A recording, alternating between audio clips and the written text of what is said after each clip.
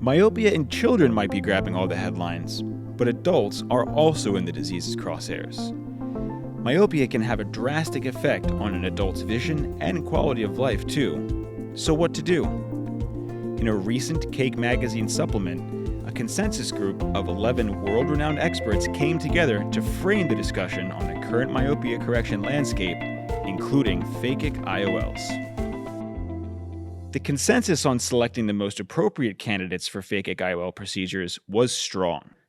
90% plus agreed that the degree of myopia, age, anterior chamber depth, and corneal health were the most important factors.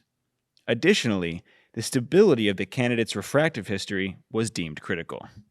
We used to have only two options, either laser or lens.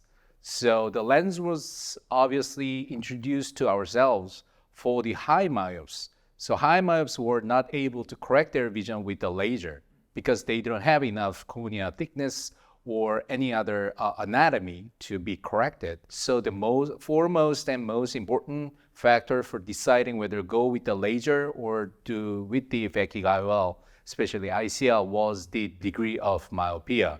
Nowadays, I don't believe that that's the only thing that we do see. One of the strong preference is the patient's preference. So even though they are having low degree of myopia or a moderate degree of myopia, they are more aware of the phakic IOL being reversible and giving them more high quality of the vision. So they like to have their eyes done with the phakic IOL instead of laser vision correction. So I have a lot of myopic patients, and first and foremost, if they're myopes, I just check their anterior chamber depth, if it's enough for 2.8 or over, and their endothelial cell count.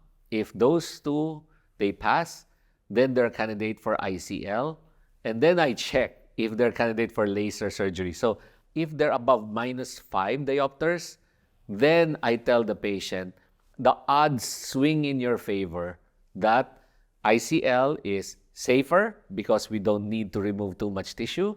Your visual outcome in terms of quality of vision is better, and your predictability or accuracy is better.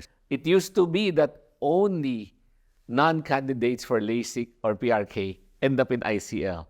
But then as word got out, we have more and more patients, word spread. So even if I don't say ICL, I say they're qualified for LASIK, somebody will say, what about ICL? So I realized that I have to explain to everybody that there is this best option and the others are there as well. 我觉得选择手术最重要的标准就是它的安全性和有效性啊。当一个病人他经过全面的检查和评估以后，我们看他是适合哪一类手术。那么如果两种手术它都适合的话呢，我会尊重病人的意愿。但是对我个人来讲，我更愿意向一些度数特别高的或者有一些干眼的患者来推荐 ICL 手术，因为我觉得它可能对他更有利，而且对未来也会更好。Small decisions about refractive power can have an outsized impact on final results.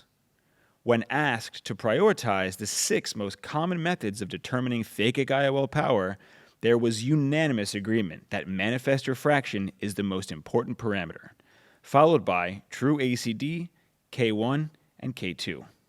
So number one, if we're talking about the happiness of the patient, it is the manifest refraction that's most important because that goes to their visual outcome.